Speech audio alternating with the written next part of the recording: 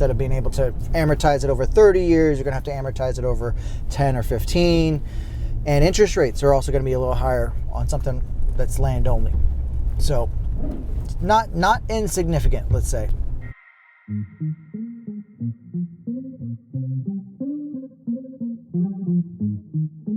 Right. What's going on, guys? Justin here with Texas Ally. I hope you guys are having a wonderful day. It is gorgeous outside right now, and getting some stuff done. Actually, one of my agents reached out to me the other day, and I thought it'd be a good thing to kind of put online, because it's a common question. I get this every month or so. One of the agents are trying to do a manufactured home transaction, and there's a couple little extra pieces of red tape, and you kind of need to know a few extra things than to do like a traditional regular residential deal. And so yeah, let's get into it.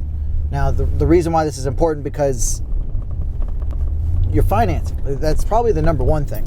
Because if the manufactured home, the structure is not attached to the land legally, lenders will treat it differently, and you will not be able to purchase the mobile home with a conventional financing. And if you're purchasing, in their eyes, the land only, the financing terms that are available to you are very, very different.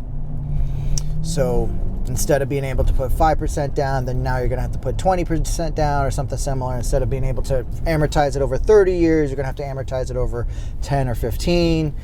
And interest rates are also going to be a little higher on something that's land only. So not insignificant, let's say. Yeah, so there's the three statuses. There's an extra like entity that kind of helps regulate manufactured homes. It's a little bit loud. Hopefully this is not getting picked up. Yeah, so that entity I'm talking about is called TDHCA, Texas Department of Housing, something like that. And they have a section that is called, it's just manufactured housing, that you can look up the status of every mobile home that's been purchased in the state of Texas, supposedly. And they try their best to track where they are, who owns them, et cetera, et cetera, et cetera. And to check the status on a mobile home or manufactured home, you go on there, you search by the address, and you try to match up the address to the owner, the previous owner, or the current owner, and then the model and the year model of the manufactured home on their system. And if they're all matching up, then you'll be able to look up what the status is of that structure with the TDHCA. And the three statuses they have are, well, they have three statuses on their system, and two of them you want to see, one of them you kind of don't want to see. And if it doesn't even show up on their system, that's another problem. That basically means it's probably personal property, and you're going to have to use land financing or some unconventional financing to get that thing purchased. The three statuses. So let's get into the three statuses. So one is treated as personal property. So that one should be pretty self-explanatory. It has never been affixed to the property. It's never been perfected. That's the term that they use, the legal term. And effectively, what you're going to have to do to purchase that thing is something called either a bill of sale, use a bill of sale, or the document that they have on TDHCA, I think it's called a statement of ownership. And so when you purchase the land, you use a land contract, you'll have that as an addendum. Title will take care of it from there. And yeah, that's it. Your financing that's available to you is probably just land financing, or you can do kind of some personal financing for the purchase of the mobile home. But it won't be attached to, hang on one second. Whoa. It won't be, you can't get a lien against the land, I suppose is one way to say it. Now the second one, which I just already mentioned, is perfected. That's another status.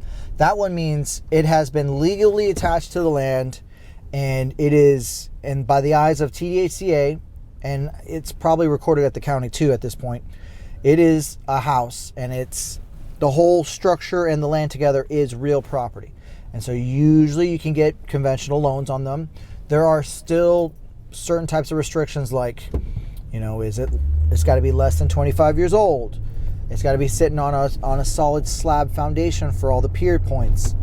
And I think FHA still does this, where you got to get an actual recent engineer's report that says, yes, everything looks good in there. There's no required repairs on the foundation. So that's that one.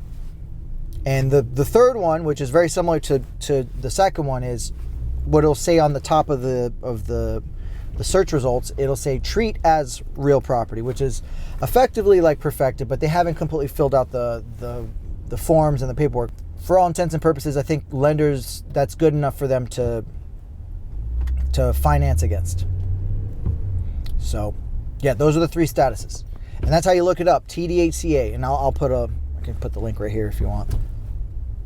But yeah, that's most title companies actually will be able to, if it's currently personal property, a lot of title companies know how to at least start the process to make it real property, like file with TDHCA, file with the county to get that stuff going. So there's two levels where it's got to get filed, and so the main one being TDHCA.